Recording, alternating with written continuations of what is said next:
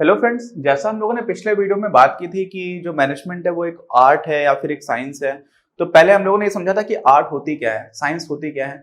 वैसे ही यहाँ पर बात की गई कि एक प्रोफेशन है क्या, और प्रोफेशन को पेशा बोल रहे हैं हम लोग हिंदी में। तो पेशा और व्यवसाय और उसके साथ रोजगार, इन तीनों में जो अंतर है हम लोगों ने कक्षा 11 में पढ़ा हुआ था। तो जिसको याद नहीं है वो कक्षा 11 को एक बार रिवाइज करके फिर देखेगा। तो प्रोफेशन में क्या क्या चीजें होती है हम लोग उसको एक बार यहाँ पर भी रिवाइज कर लेंगे, तो दिक्कत नहीं है, आपको वापस आने की जरूरत नहीं है। तो प्रबंध में सबसे पहले दो तीन चीजें हैं जो हमें समझना चाहिए कि बैकग्राउंड क्या बन रहा है। बैकग्राउंड ये बन रहा है कि यार पूरी दुनिया में जो कॉर्पोरेट फॉर्म ऑफ गवर्नमेंट है, कंपनीज बहुत तेजी से बढ़ती जा रही हैं। कंपनीज ही लोग चलाना स्टार्ट कर रहे हैं। पहले की तुलना में कंपनीज का जो पूरे विश्व है उसमें प्रभाव भी बढ़ता जा रहा है, नंबर ऑफ कंपनीज भी बढ़ रहा है, और साथ में लोगों के जीवन में जो भी वस्तुएं और सेवाएं प्रयोग की जा रही हैं वो कंपनी की तरफ से ज्यादा दी जा रही हैं, इंडिविजुअल लेवल पर कम होती चली जा रही हैं। ठीक है, तो एक तो ये चीज हो गई। तो सभी प्रकार की, और दूसरी चीज क्या है कि सभी प्रकार की संगठन प्रक्रियाओं में प्रबंधन आवश्यक होता है। किसी भी तरह का संगठन हो, सिर्फ बिजनेस नहीं, हम लोगों ने बात की थी कैसा भी, उसमें प्रबंधन क्या है, आवश्यक है। अच्छा, और कोई भी तरह का काम हो रहा होता है ना किसी भी संगठन में, तो हमें कुछ ऐसे लोगों की आवश्यकता होती है जिनके पास कोई योग्यता है, और विशिष्ट योग्यता है। ऐसी वैसी योग्यता नहीं है, कैसी हो, विशिष्ट योग्यता हो। विशिष्ट मतलब वो स्पेसिफिक नॉलेज उनके पास होनी चाहिए, उनको उस तरह की कैपेबिलिटी होनी चाहिए, उनको वैसा एक्सपीरियंस होना चाहिए, तभी वो उस तरह का काम कर पाएंगे। ठीक है, तो ये तीन चीजें तो हमारा क्या हो गया, हमारा ये करंट कंटेम्प्रेरी बैकग्राउंड है। कंटेम्प्रेरी मतलब समकालीन पृष्ठभूमि चल रही है, ये सारी चीजें हो रही हैं। अच्छा, तो इनसे हमें यह स्पष्ट हो जाता है यार कि प्रबंध जो है वो बहुत इंपॉर्टेंट होता चला जा रहा है। लेकिन प्रश्न क्या है कि क्या वो एक पेशा है, क्या हम उसको एक प्रोफेशन बोल सकते हैं? तो पहले समझते हैं कि प्रोफेशन क्या होता है। तो देखिए, प्रोफेशन की ये सारी विशेषताएं हैं। क्या है विशेषताएं? तो पहली विशेषता तो है कि भली भांति परिभाषित ज्ञान समूह, मतलब एक जो नॉलेज की बॉडी है वो वेल डिफाइंड है। और जैसे कि हम लोग मेनली किसी को प्रोफेशन मानते हैं मालूम है आपको? जैसे मान लीजिए, देखिए दो तीन चार प्रोफेशन मैं आपको बताता हूँ। डॉक्टर्स का है, ठीक है, जो फिजिशियंस हैं, फिजिशियन मतलब वही जो चिकित्सक है। ऐसे ही हमारे यहाँ लॉयर्स हैं, वकील। ऐसे ही हमारे यहाँ चार्टर्ड अकाउंटेंट्स हैं, सीएस। इनको आप मान लो एकदम प्रोफेशनल लोग हैं। ठीक है, प्रोफेशनल लोग मतलब क्यों है प्रोफेशनल, इनका क्या काम है? तो पहले तो बात है कि डॉक्टर है तो उनको मेडिकल साइंस आपको पढ़नी होगी।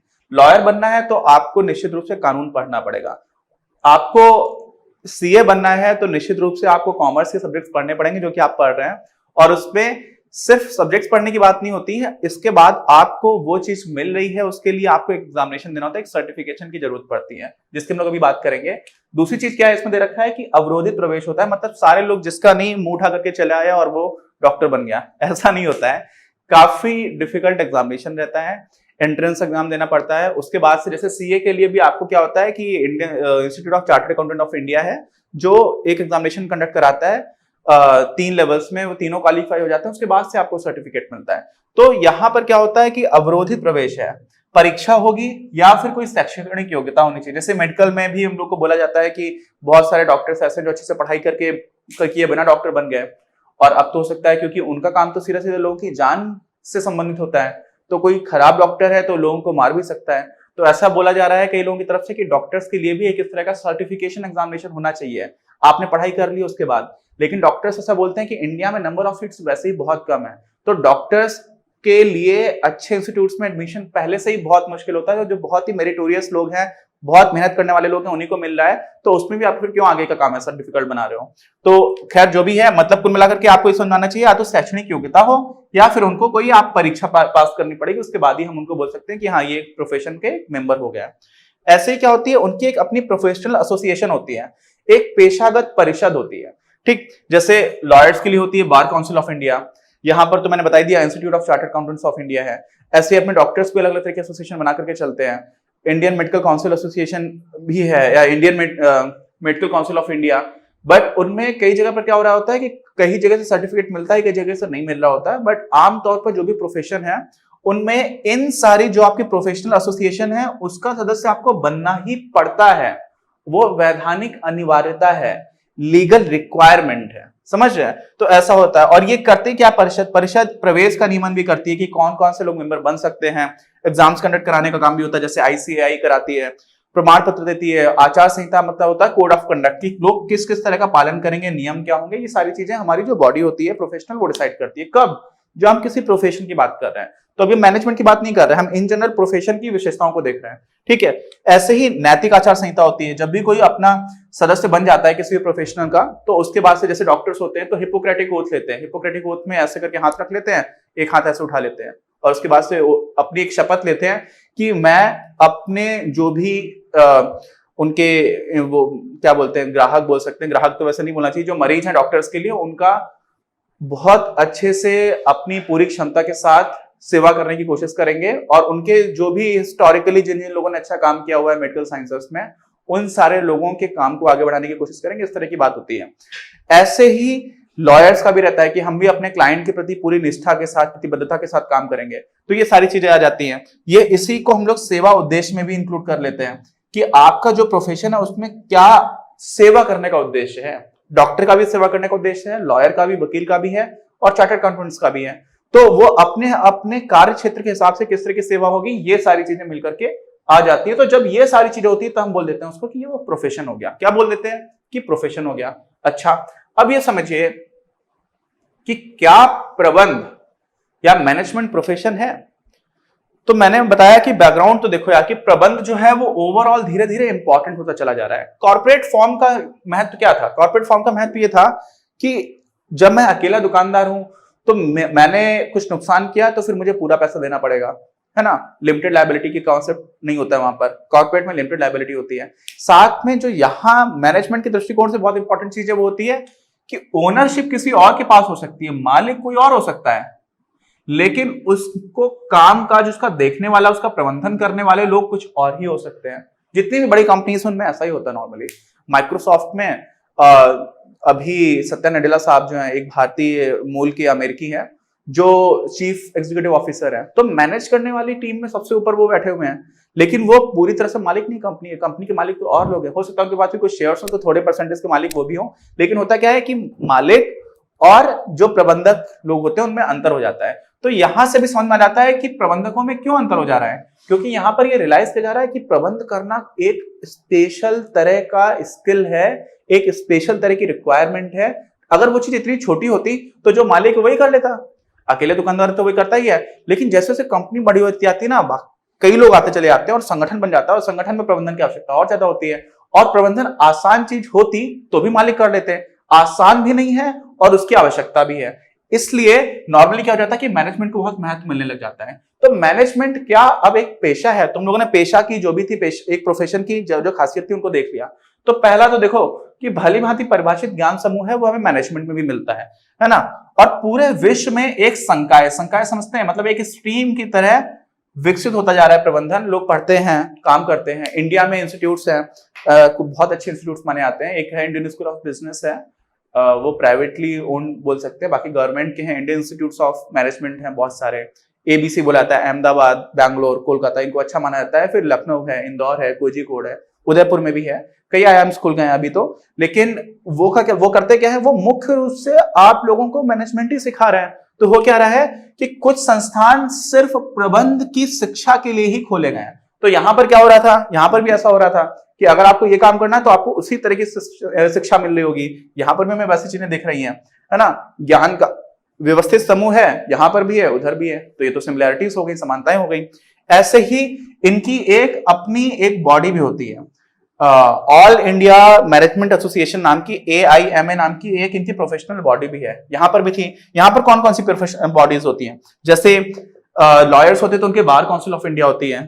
अपने जो बाकी को मैंने बता दिया था, ICAI बता रखा था, institute of chartered accountants of India. तो होता क्या है कि इनकी भी अपनी एसोसिएशन है, लेकिन यहां पर इस एसोसिएशन का सदस्य बनना जरूरी नहीं होता, ना ही इसकी वैधानिक अनिवार्यता है। ऐसा नहीं है कि आपको बनना ही पड़ेगा तभी आपको एक मैनेजर माना जाएगा, और ऐसा भी नहीं है कि आप IIM से पढ़कर क्या हो तभी आप एक अच्छे मैनेजर हो, ये भी जरूरी नहीं है। तो मैनेज करने वाली बहुत सारी चीज, जैसे अपने हम लोगों ने बात की थी जमशेद जी टाटा की, उन्होंने तो कोई IIM से पढ़ाई नहीं की थी, कोई ऐसी डिग्री भी नहीं थी, लेकिन उन्होंने कितना अच्छा मैनेज किया। ऐसे बहुत सारे लोग हैं जिन्होंने कहीं से डिग्री नहीं हासिल की लेकिन उसके बाद ही बहुत अच्छा मैनेज कर लेते हैं। लेकिन डॉक्टर होना बहुत मुश्किल है अगर आपने पढ़ाई नहीं की है, ठीक है। तो लॉयर बनना बहुत मुश्किल अगर आपने पढ़ाई नहीं की है। यहां पर भी ऐसा है कि बहुत सारे सिद्धांत जो आपको आने चाहिए आप सीखते हो, लेकिन यहाँ पर उस तरह के सर्टिफिकेशन की जरूरत नहीं है और ना ही इस तरह की बॉडी का सदस्य बनने की पूरी पूरी जरूरत है। ऐसे ही यहाँ पर ये जो अपना सेवा उद्देश्य और नैतिक आचार संहिता के लिए बात करते हैं, शपथ लेते हैं, वैसा भी यहाँ पर सिस्टम नहीं रहता। तो कुछ चीजें कॉमन है, कुछ चीजें नहीं है, तो कुछ हिसाब से हम प्रोफेशन बोल सकते हैं, लेकिन ओवरऑल अगर आप देखेंगे तो कई चीजें यहाँ पर मिसिंग हो जाती हैं कि आपको निश्चित रूप से, जैसे प्रवेश परीक्षा यहाँ पर भी होती है कि हाँ सारे लोगों को, ऐसा नहीं कि कोई भी मुंह उठा करके चला रहा है प्रबंधन के लिए, लेकिन यहाँ पर ऐसा नहीं है कि आपको वो डिग्री होना चाहिए, कोई भी प्रबंधन कर सकता है। ठीक, हो सकता है कि किसी ने सिर्फ बैचलर्स किया है वो प्रबंधन कर रहा है। और ऐसा समझिए कि हमारे देश में आज का जो पूरी दुनिया का सिस्टम बन रहा है ना, उसमें सबसे ज्यादा, देखिए ये बहुत इंटरेस्टिंग चीज है, कई लोग इसको वो नहीं समझते हैं। ऐतिहासिक दृष्टि से आप देखेंगे तो पिछले 500-600 साल से जो धर्म है वो बहुत ही ताकतवर एक फोर्स रहा है जिसने पूरी सोसाइटी को डायरेक्शन दी है। फिर क्या हुआ, करीब 250 साल पहले से राष्ट्र बनना स्टार्ट हुए हैं, जो नया मॉडर्न राष्ट्र है, जिसमें हम लोग कैसे डिफाइन करते हैं, इंटरनेशनल रिलेशंस का भी पढ़ाऊंगा आपको तो बताऊंगा। तो होता क्या है, आजकल जो है राष्ट्र, जैसे भारत एक देश है, आपको भारत से बाहर जाना है तो आपको पासपोर्ट की जरूरत पड़ेगी, दूसरे देश का वीजा की जरूरत पड़ेगी, ये बहुत ज्यादा फॉर्मलाइज करते हैं, तो ये बहुत ताकतवर हो गया है। लेकिन अभी क्या हो रहा है, नई चीजें और ज्यादा ताकतवर होती चली आ रही, वो हो रही कंपनी। तो जो राष्ट्र है उसकी सत्ता धीरे धीरे धीरे धीरे कम हो रही है, कंपनीज की बढ़ रही है। हमेशा ऐसा नहीं होता कि एक ही दिशा में काम चलता है, दोनों चीजें बदलती रहती है। धर्म एज ए फोर्स बहुत ही कमजोर हो गया है पहले की तुलना में। पहले हर चीज में आपको धर्म की बहुत ज्यादा, जो धर्म के अनुसार ठीक है वही चीजें हो रही होती है। अब धर्म को धीरे धीरे हम लोग पीछे छोड़ते जा रहे हैं और राष्ट्र आगे बढ़ता रहा है। लेकिन अभी क्या होगा, कंपनीज आगे आती जा रही हैं। ठीक है, बहुत सारे ऐसे कंपनीज हैं जो बहुत सारे देशों में काम कर रही हैं। तो हो क्या रहा है, इस परिवर्तन के साथ ही आज भी अगर आप देखोगे तो कंपनीज स्ट्रांग हो रही हैं, लेकिन राष्ट्र आज भी बहुत स्ट्रांग है।